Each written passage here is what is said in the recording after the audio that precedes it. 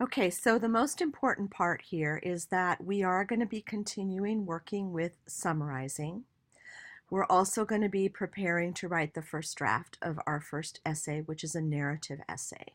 Narrative means telling a story. We're going to be using descriptive language in our writing for the narrative.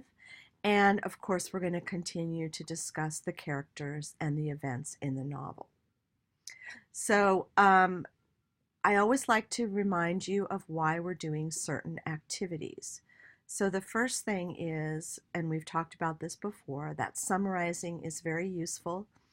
It's a skill that you will need in all of your classes going forward in your education. It's the way that you show that you have understood what you read and that you know what the main points are and that you can share these ideas both in discussion and in writing with other people and your teachers. Um, we're learning to write different kinds of essays so that you'll have ways to do all the types of essays that you might be asked to write in the future. Descriptive language is really important because it really helps us be more clear when we're writing and speaking, and it really helps us to improve and increase our vocabularies in another language. And of course, discussing the characters and events in a story are the ways that you keep up with the reading. We also learned that when we discuss the characters and um, the different events in the story, that we have an opportunity to find questions that we are beginning to have about the story and use those questions to help us with our future reading. Okay, so this is how you will be doing all of your activities. And these are the activities that we will have for the week, and you can read those. All right, let's click on next. And here is your discussion post for the week.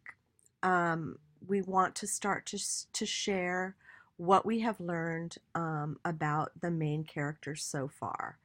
And so I'm going to ask you to choose a character: Sal, Phoebe, Graham, and Gramps. I don't want everyone to choose Sal. I hope that you will also talk about Phoebe and Graham and Gramps. This is the way that I want you to do it. In your paragraph, you're going to write a topic sentence that tells what you know about the character. And then you're going to give examples. So, for example, you could say that Sal is brave and also very sad. And then your paragraph, you would tell why you think that. Okay? So, here are some examples. This assignment is going to be a little bit different because you won't be able to see your classmates' um, posts until after you do your own posts. And that's because I want everyone to use their own ideas about the characters. And then you'll have a chance to read what other people think, and that will also help you. I have noticed that some of you are forgetting about your responses. You post the original post, and then you have to go back and you have to speak to or write about what your classmates say. Anyway, so that's what we're going to be doing for the week on our discussion post. Next comes the read and listen, and of course, the same thing. The chapters are here. It's chapter 9, 10, 11, and 12, and you will have an opportunity to listen as you read if that's your choice. Going to the next part is about similes and other descriptive language, and you should be reading this at home. Now, a simile is a way that we use, it's a special kind of language, and we use it. A simile is what we do is we compare things that seem that they are not alike, but there is a relationship with them. So, for example, here is our first one, and this was from chapter 1. Here's your picture of a weed.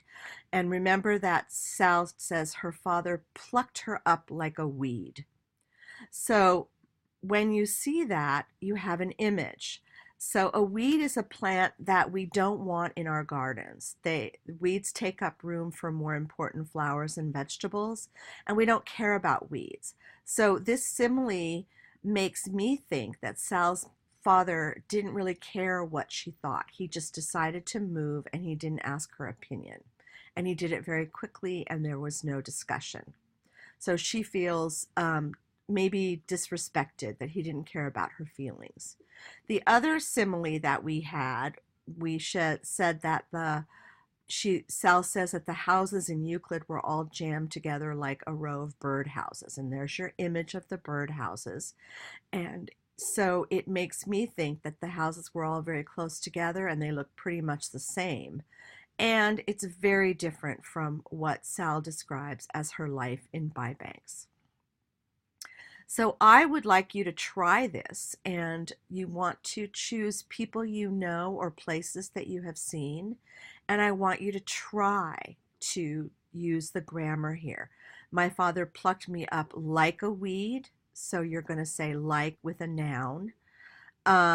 And she was so frightened that her face was as white as snow. And this is an adjective and a noun. So this gives you a way of practicing this. Try experimenting with this structure and bring them to class next Thursday. All right, we're going to click on again. And this is the assignment for the narrative essay. And I just want you to read it really, really carefully. Maybe take a few notes and so that you have an idea about what is a narrative essay. You're also going to be getting a memory chart next week to fill out. And this is the example of my memory chart that I'm using to show you my sample essay. So you should take a look at each section here. And when we talk about a triggered memory, we mean something happens right now that causes us to remember something in the past. So for me, the smell of salt water at the beach and the feel of the warm sand on my skin, sun on my skin, makes me think of a time that I went on a trip with my father as a teenager. So you can read this and you can read the lesson that I learned. And then we're going to be working on the narrative essay. And as you scroll down, you'll see the assignment is right here. And the first draft, we will prepare to do the first draft in class on Thursday. And I can also help you Tuesday if you come to tutoring. So please read this carefully. All right, next, this is the rubric for the narrative essay. And this shows how I'm going to grade your essay. And I think it's a good idea to read this in advance so that you'll know what has to be included and how you will get a good grade on this. So just read that and be prepared when we'll talk about it in class. Next, click on next. And this is just the grade for your memory chart. And you're actually going to do the memory chart on paper. I'm going to bring it to you in class on Thursday. And you'll turn it in when you turn in the first draft of your essay. And this is just to show you that I do expect you to do it and that you will get points for that, okay? Now I have created a sample essay here, and I'm going to make a recording to explain the sample essay. But what you do, these are different slides, and so what you're going to be doing is you're going to be coming down here and clicking on each one and reading each one as you see my sample. And I've got all the details are here, and I will be creating a video to explain it to you, which will be loaded here, but I wanted to show you how to click through to see all of the slides. And then you click through and read them all until you get to the end. All right, you can also click here if you want to and make them bigger so that you can see how it works. So that's your sample essay. And here's where you're going to turn in the first draft of your essay after we work on it in class on next Thursday. But one thing I want you to see is it's 0 points.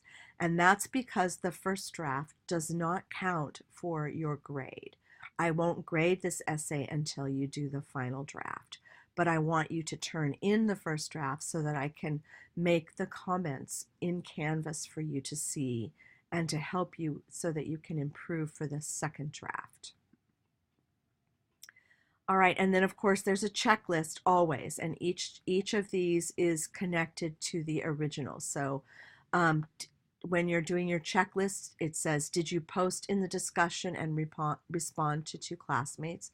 And if you click there, you will see, go directly to the assignment. And this is a way to connect and make sure that you have done all the things that you were supposed to do.